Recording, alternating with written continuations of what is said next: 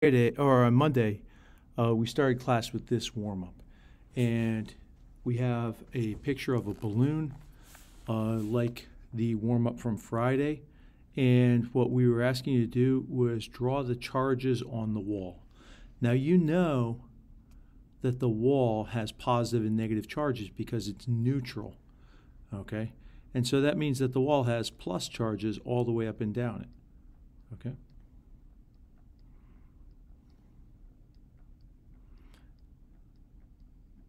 So we have plus charges, 1, 2, 3, 4, 5, 6, 7, 8, 9, plus charges it looks like. And we can draw an equal number of negative charges, right? Because the wall should be neutral. So let's draw a bunch of negative charges on here. And so we can say 1, 2, 4, 5, 8, 9. Now the wall is neutral because you have 8 pluses, right? You have 8 pluses. Well, let's actually change that to this. 1, 2, 3, 4, 5, 6, 7, 8, 9 pluses, by the way. We have 9 pluses, right? But we also have 9 minuses, right? And when we add those two together, we're going to get 0, right? And that means that the wall is neutral. Okay? However, the balloon is negative, and it's near here, and what it's going to do is it's going to repel a lot of these negative charges. And so the negative charges will actually move, right? And so they will scoot out of the way, and we will end up with negative charges that are up here, right?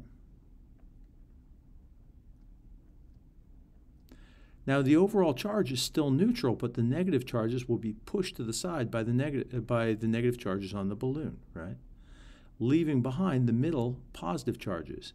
The plus charges don't move because the positive charges are protons and they're in the nucleus of atoms, so they never get to move. Electrons will get pushed to the side, right? And that leaves behind a positive charge in the middle, and that means that we're going to see an attraction going this way, right? So it's going to attract. Okay. And we saw that in Friday's class, where you can stick a balloon to the wall. Even though the balloon is negative but the wall is neutral, it will still stick to it because it pushes the negative charges away and leaves behind the positive charges where the balloon is closest, causing a net attraction. Okay? All right, so that was our warm-up, and hopefully this makes some sense to you. Okay. Now we went from there to talking about what's called induction. In other words, that moving of the charges, right, is called induction. And it's called induction because it's force at a distance. Okay.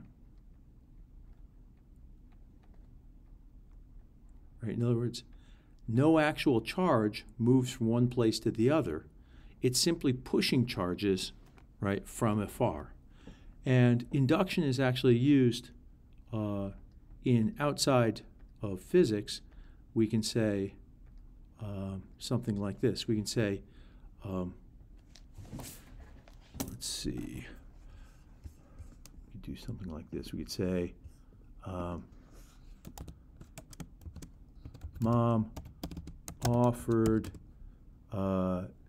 to take me out to dinner if I cleaned my room, and I was induced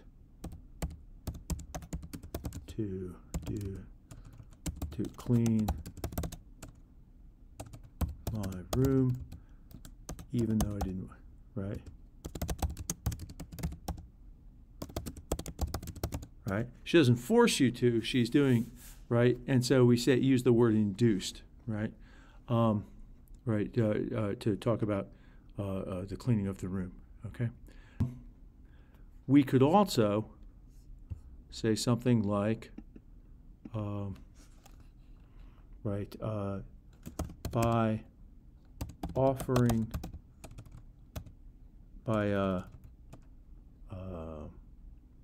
making property taxes lower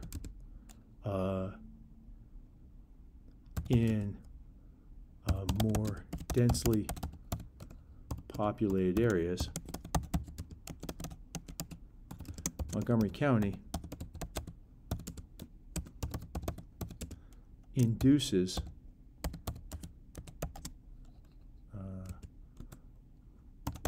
people to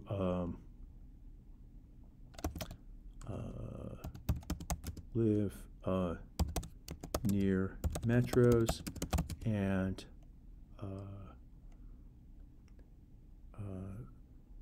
prevents or slows the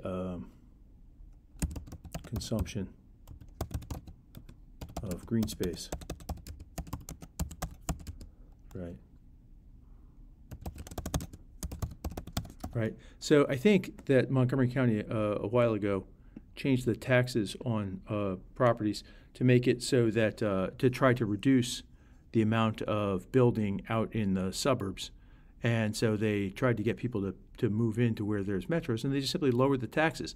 They didn't force people to live there, but they induced them to do there, right? So we end up with more dense housing right around metros and stuff. So induction is used in physics, but it's also used outside of physics for anything where you're forcing something to happen without direct contact, okay? Without directly making it happen, okay? So induction. Now, if we have this charged rod here and it's near the balloon, again, you see that there's no contact here, and so this is inducing, right? This is inducing the charges because there is no contact, okay? And so the charges are being moved without contact from one side of the balloon to the other, right? Now, if it was actually touching, right, then the charges can move from one place to the other, okay? So we could go back here and say, okay, what if we actually took that same system, right, and we said, okay, we've got, say, 4 charges here, or 5 charges. Let's make it 5 charges on the rod and 5 charges on the balloon, right? We'll say 1. Let's make it 6 because it's an even number. That'll make things better, right? Right, so we can have, but on the balloon, there are also 6. I say, but on the balloon, there are also 6 negative charges, right? 2, 3, 4, 5, 6. And then we say, okay, well, the balloon is going to touch, will actually come in contact. Let's see if that, great. Let's try this. Hey, that works better, right? And then we'll actually put them in contact. And so what would happen then is that the electrons would actually move, right? Because now they can actually go from one place to the other. Now, not all of the electrons would move because some of them would stay behind. They would spread out because electrons repel each other onto both surfaces, right? And if you look at it, we started with the rod having a +6 charge, right? At the beginning, we said the rod was +6, right? It had 6 positive charges. And the balloon was +6, but also -6, right? So the overall charge on the balloon was 0, right? So we had +6 and 0 overall. Well, when they moved, right, the rod then became +6, but also a -3, right? So the overall, right? And the rod, or sorry, the balloon was also +6 and -3, right? That gives both the rod and the balloon, right, overall a +3 charge, right? In other words, it spread out until the charges were roughly equal, right? It spread out. And the actual electron, since the electrons actually moved from one object to the other, right? this is no longer induction, right? This is what's called conduction.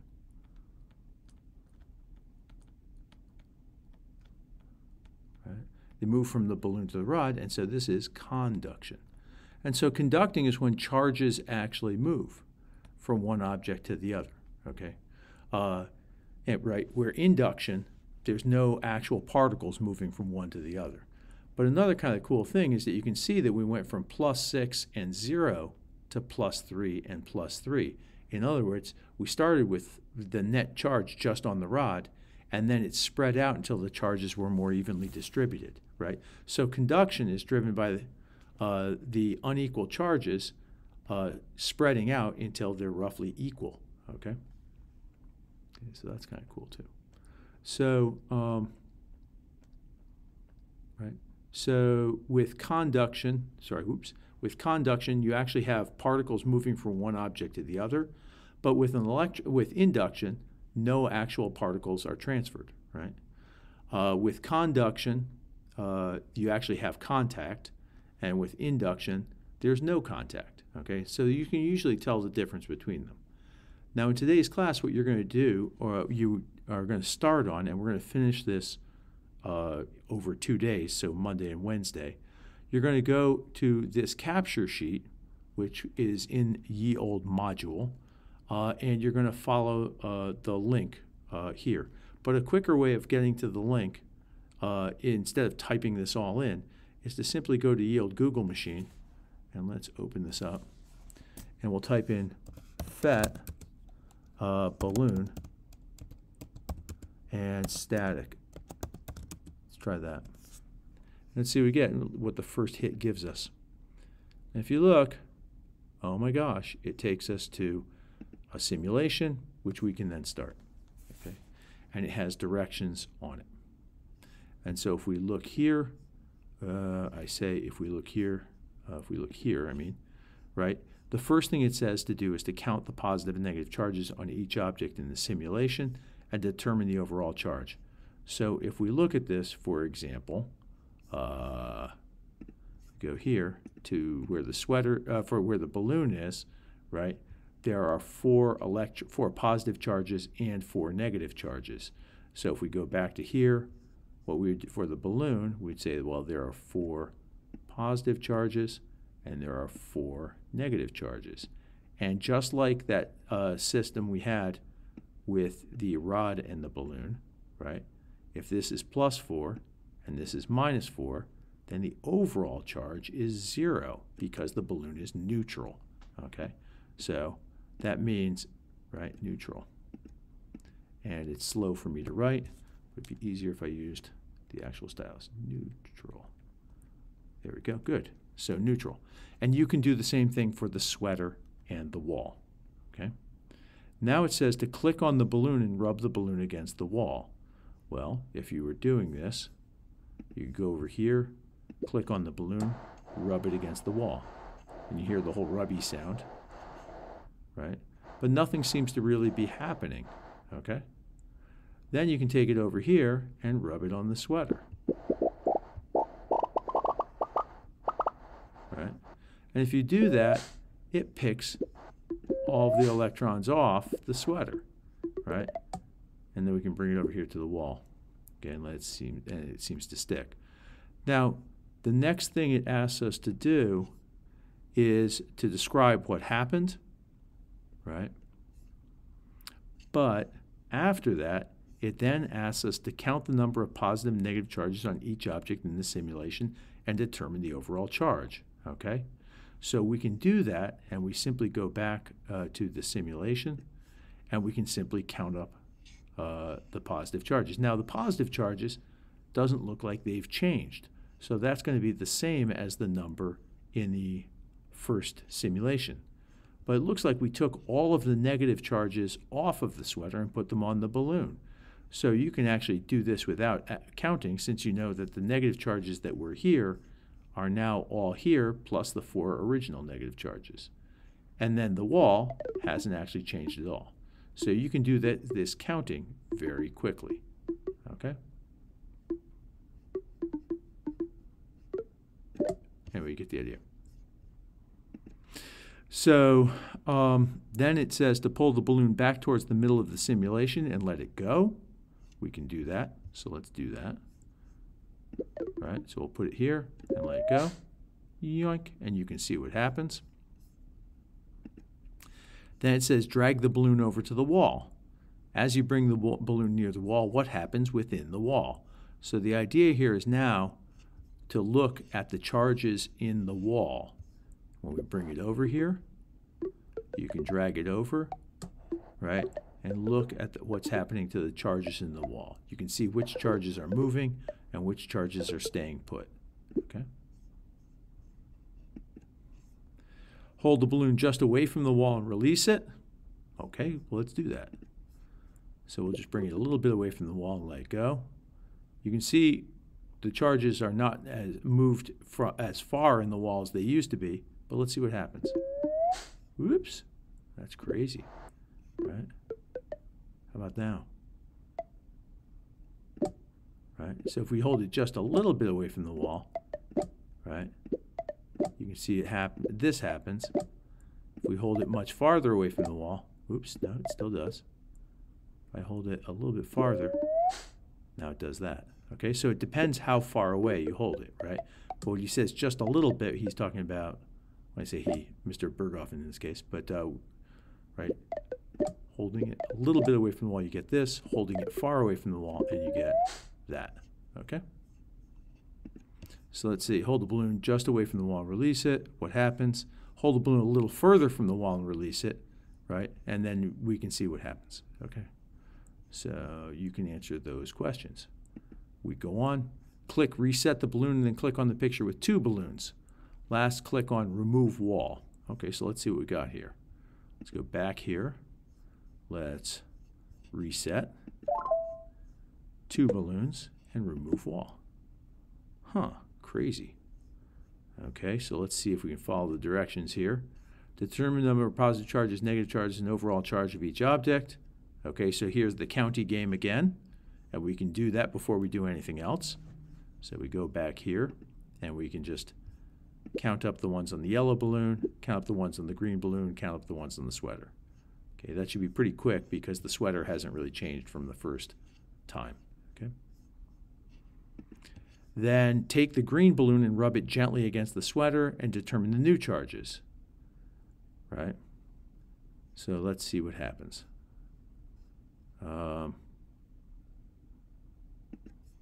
So we do this once. Let's just take some electrons off the sleeve, bring it over here. So it doesn't seem...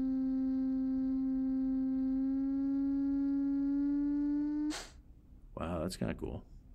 So it doesn't look like it was affected by the yellow balloon, right? But it moved, right?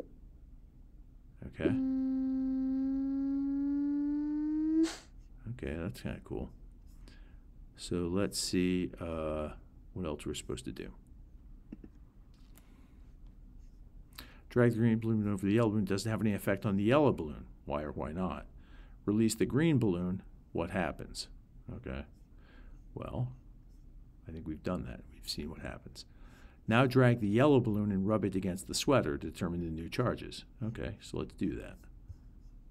Okay, so we can now take this guy and give it a rub on the sweater. Okay, so let's try that. Bring it over here for a second. Oh, this is kind of fun. Oh.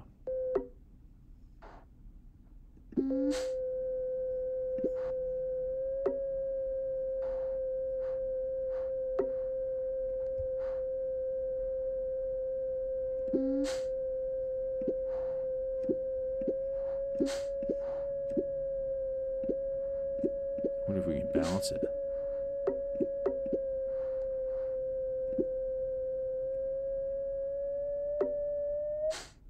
That's kind of fun. All right. So pull the green balloon off the sweater and put it all the way across the room. Quickly grab the yellow balloon and bring it near the green balloon. What happens when the balloons are brought together? Okay, I think we've shown you how that works. Try to find a way to get the two balloons to stick to each other. what would you need to do in order to get the balloons to stick together? After completing this activity, is it possible to do that? Okay, so if we take a look at this, right now, if we drag this over here and bring the blue balloon over, you can see that they repel each other, right? And the question is there a way of getting them to stick together, right? So it doesn't look like it, right? Not this way, at least, right? Right. So it doesn't look, right? But if we give them kind of equal charges, that's kind of fun. Right.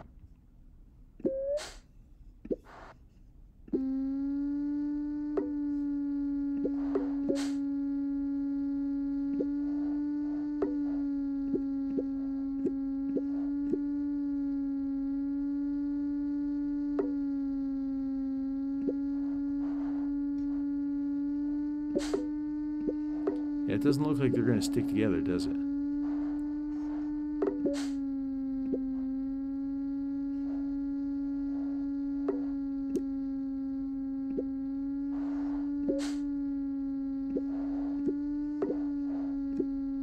Huh. Let's try resetting just the balloons, and let's see what happens. Maybe if we bring this guy over here and give this guy a ton of charge, right? Maybe it'll stick together now. What do you think? Let's see. Doesn't seem to. How about if I put this guy over here? Kind of, I mean, I don't know if it really is sticking together because it doesn't attract it. So yeah, it doesn't look like doesn't look like there's a way of sticking it together using this simulation. And the question for you would be, why? Okay, so really you're looking at why or why not. Okay? All right. And here are questions that you should be able to answer. Okay? And then we will go on to another one, which is called John-True voltage. Okay? And so let's go to that. If we go here, I can go to here and I'll type PhET voltage, and I will get our new simulation. So here's John-True voltage. Okay. And if I look at this, click on John's arm and move his finger to the doorknob. Okay, we can do that. So here's John, doorknob. Doesn't really look like much is happening. Okay. Move his finger away from the doorknob and rub John-True voltage's foot across the carpet. That seems complicated. But the finger is away from the doorknob, and we'll move his foot up. Oh no. Electrons move on to John-True voltage, right? Each of these negatives would be an electron, right? So describe what happened. Move his finger toward the doorknob again. What happens now? All right. Well, one thing I would point out is the doorknob is connected to the rest of the house. So let's see what happens here. So in other words, the doorknob is not just one little tiny object. It represents a pretty big object. So let's bring it back. Oh no. And now all the electrons are discharged, right, into the house. Move his finger away and drag his foot across the carpet multiple times. Okay, so let's see what happens. All right. So we'll put his finger way up. Whoop. Oh, you can pick his nose. That'll be fun. And then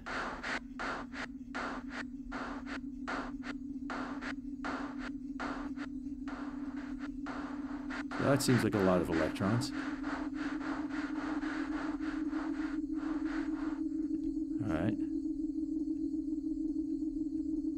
Notice what the electrons are doing to each other.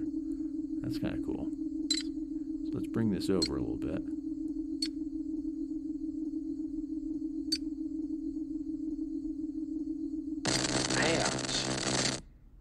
That was kind of cool. Let's bring it back. Let's see if we can do better.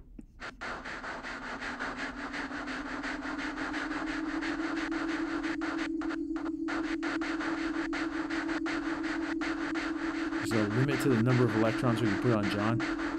Looks like we're filling up his other leg now. Filling up his head.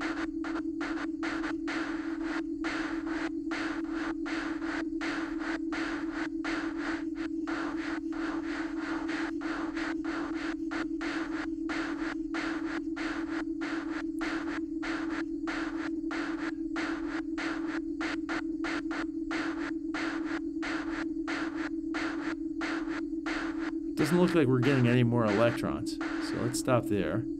Let's bring his hand this way.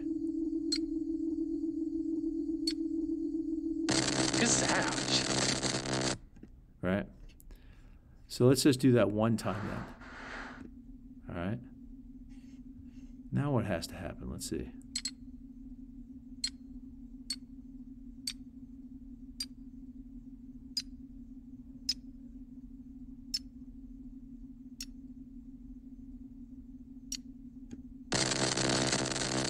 Right? And so you can see a real difference when we scuff it lots of times, okay? All right, and then here are our questions. And the last thing I would put, and this is going to be our exit card on Wednesday, is which of these pictures shows conduction and which of them shows induction, okay?